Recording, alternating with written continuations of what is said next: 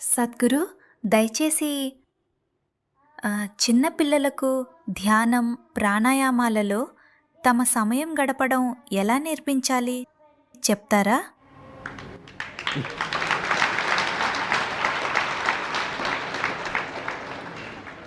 నీ పేరేంటమ్మా?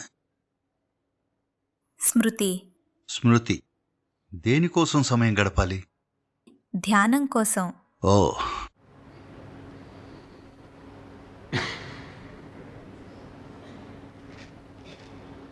అయితే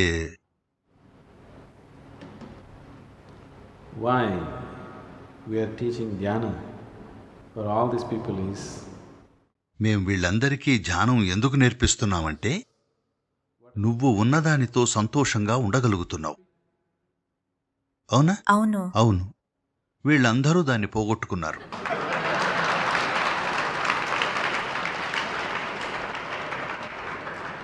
వాళ్ళు కూడా ఒకప్పుడు నీలాగే సంతోషంగా చక్కగా ఉండేవారు. వాళ్లే దాన్ని పాడు చేసుకున్నారు. అందుకే ఇప్పుడు వాళ్ళని మళ్లీ మొదటికి తీసుకురావాలని ప్రయత్నిస్తున్నాం. నిజానికి నేను వాళ్ళని ఉన్న చోటు నుండి ఇంకా ముందుకు తీసుకెళ్లాలనుకుంటున్నాను. కానీ ప్రస్తుతం వాళ్ళు మొదటి దశలో ఉన్నదాన్ని కూడా పోగొట్టుకున్నారు కాబట్టి ముందుగా వాళ్ళని బాల్యంలోకి తిరిగి తీసుకురావాలని ప్రయత్నిస్తున్నాం. వాళ్ళు పెద్దవాళ్లు కాదు, తప్పిపోయిన పిల్లలు. బాల్యాన్ని పోగొట్టుకున్నారు, పెద్దరికం ఇంకా పొందలేదు. నిజంగా ఇప్పుడు ఈ జవాబులన్నీ నీకు చాలా కష్టంగా ఉంటాయి. కాబట్టి నీకు నేను చెప్పేదేమిటంటే,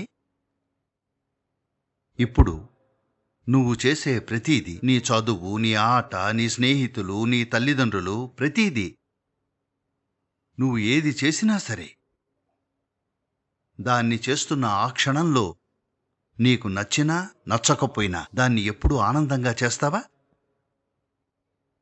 నాకు నచ్చుతుంది. నీకు నచ్చుతుంది. కొన్నిసార్లు కొన్ని నీకు నచ్చకపోవచ్చు కదా. అవును. అందుకే నీకు నచ్చకపోయినా దాన్ని ఆనందంగా చేయడం నేర్చుకో.